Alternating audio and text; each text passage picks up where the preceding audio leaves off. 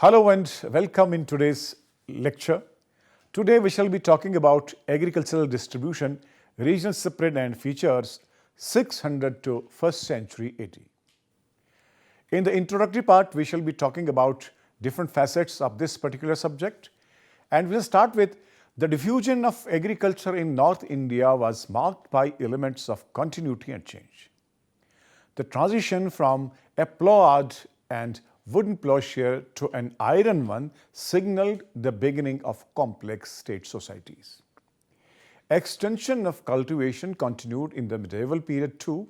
Some areas were colonized as late as 19th century AD. However, the real change came in the form of introduction of several new vegetables and fruits by various agencies in the 16th and 17th century AD. In this talk, the character of agrarian expansion in North India following the collapse of the Harappan civilization will be highlighted.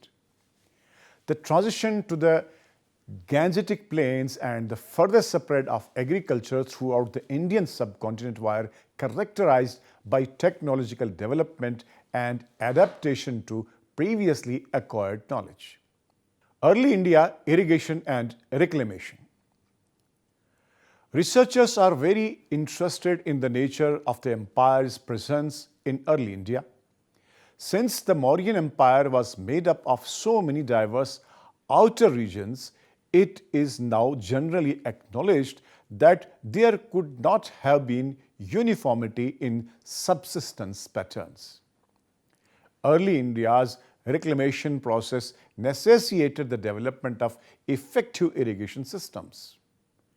The agricultural regions formed progressively because the regions were uneven due to their environmental peculiarities and the confluence of historical factors. Irrigation pattern in early India, the construct of hydraulic despotism. Early India's irrigation system varied depending on the local environment, the area under cultivation, and the institution that sponsored the state, a community, or an individual. The type of irrigation has been decided by the natural conditions and the control method. Simple channels that are diverted from rivers or streams, water-bearing devices, pot-fitted wheels attached to wells, Persian wheels, hillside channels, watering terraced fields, canals, big reservoirs, tanks, and embankments could all be included. There is no set pattern to the distribution of water resources. People have always been forced to control and restrain the natural resource due to uneven rainfall patterns, monsoon failure, scarcity of water, and water surplus.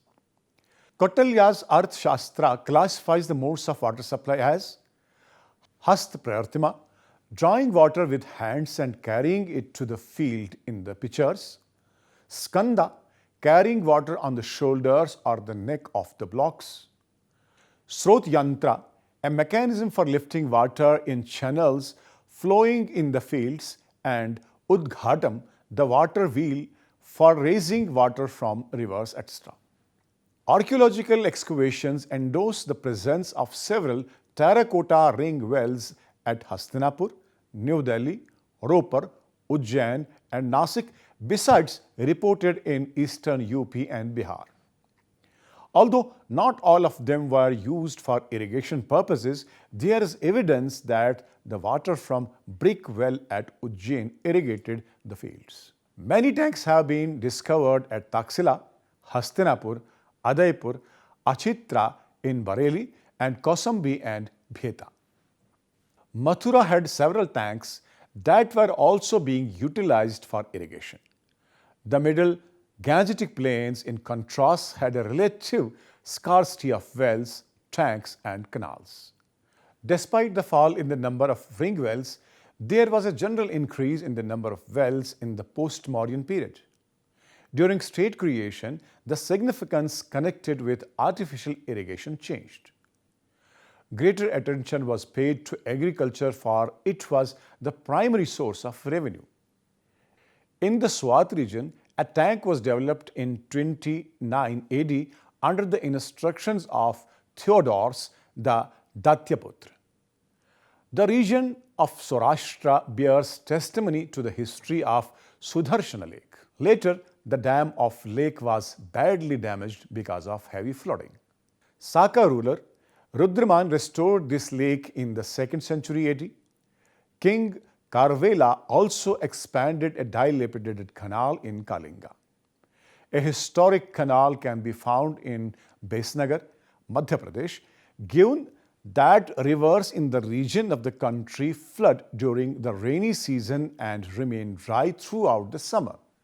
The best river was situated about 2 furlongs from the canal, which may have been an inundation canal. Carl A. Wittfogel's work proposed that requirement of large-scale irrigation in arid or semi-arid region led to an enormous hydraulic organization, which in course of time became the source of agro-hydraulic despotism.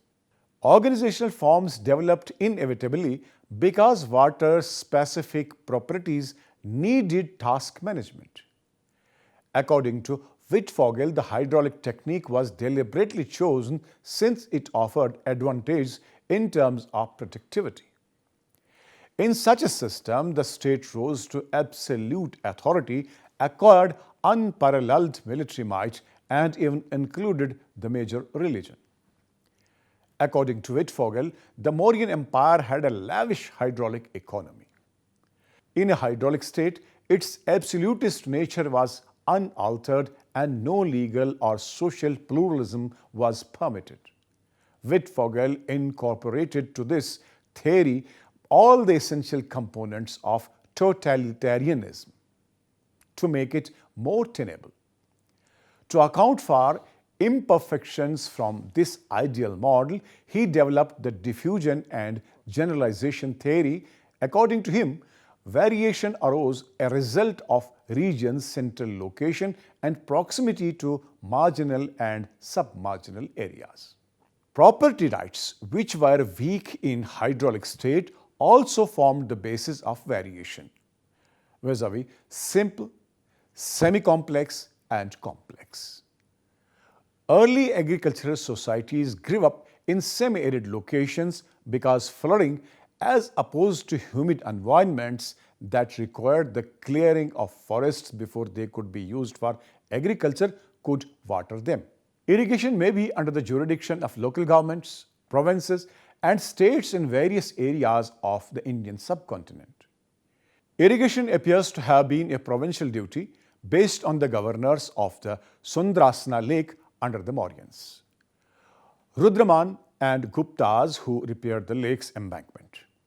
In the post-Mauryan era, the state generally stopped being in charge of irrigation in entirety. To complete the task, the monarchs occasionally levied tax on the peasants. Some have argued that hydro-agriculture would work better in India. Kautilya favored irrigation on a limited scale. When listing the many kinds of irrigated land, Kautilya mentioned a channel from a tank or dam rather than a canal. Even the aforementioned canals weren't big enough for extensive irrigation. It has been stated that rather than emphasizing artificial irrigation, both Abul Fazl's Ayin-e-Akbari and Kautilya's Arthashastra emphasize the expansion of cultivation to wastelands. Proliferation of agrarian concept. The epicenter shifted from the Gangetic areas to peripheries during the post-Mauryan period as new centers of power emerged. Large portions of the Himalayan region, Assam, West Bengal, Orissa, Eastern Madhya Pradesh, Rajasthan, and Gujarat did enter the historical phase by the 3rd century AD.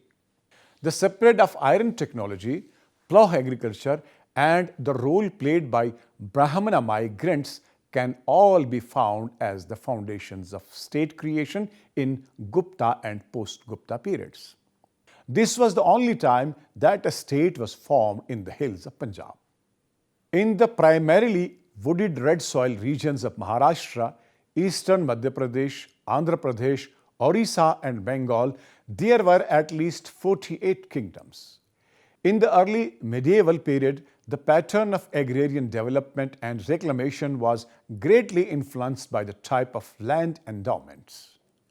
The traditional knowledge of Brahmanas on the rainy season, sowing season, etc., and the understanding of well-known agricultural practices spread to many areas. The Brahmanic values that promoted the preservation of livestock reaches benefited the agrarian economy. The number of texts relating to agricultural knowledge started to be translated into the local native language.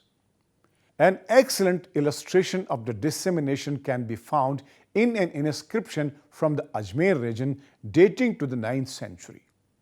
The word Bradhala, which refers to a large plough, is used in the inscription and could have been used to break up hard soil and make it more malleable. Under the Palas, pounders were utilized in Bengal. These changes show that sub-regional agrarian bases grew during the post-Gupta era. The 6th through 9th century AD were characterized by the formation of agricultural regions as the process of agrarian expansion continued unabatably.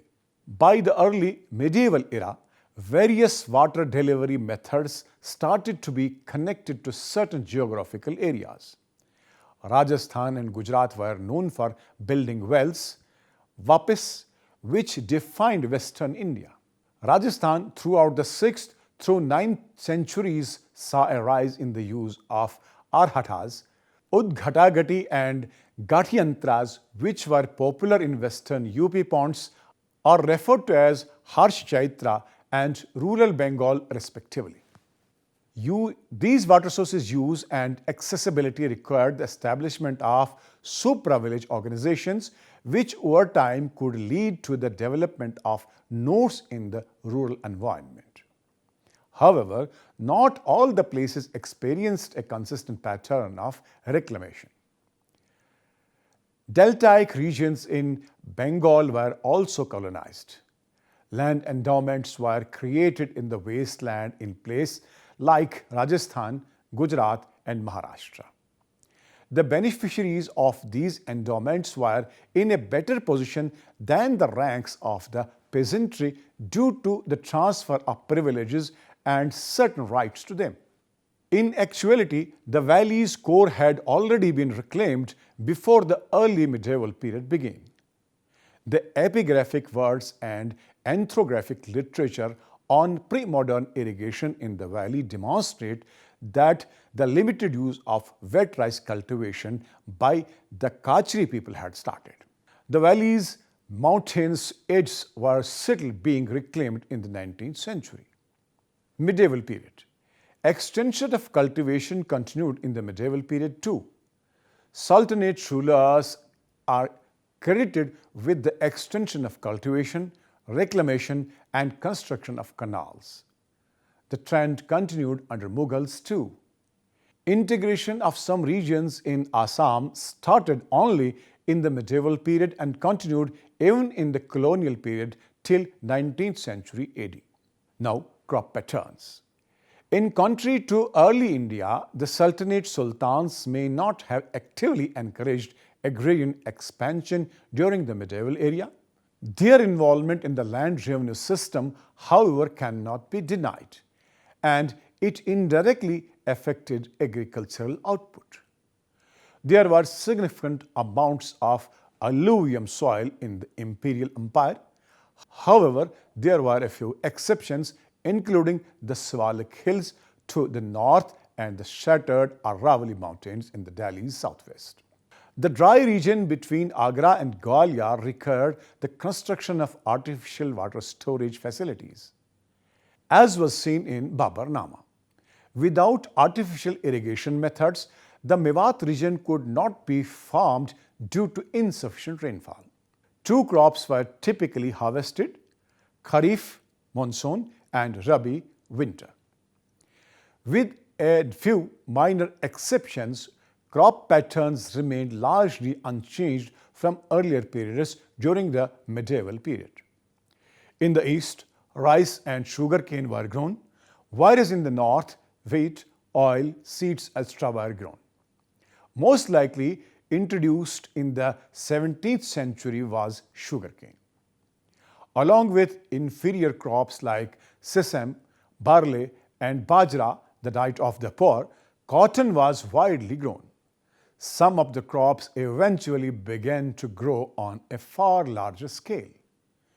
Before the 16th century AD, poppy farming may not have been practiced extensively.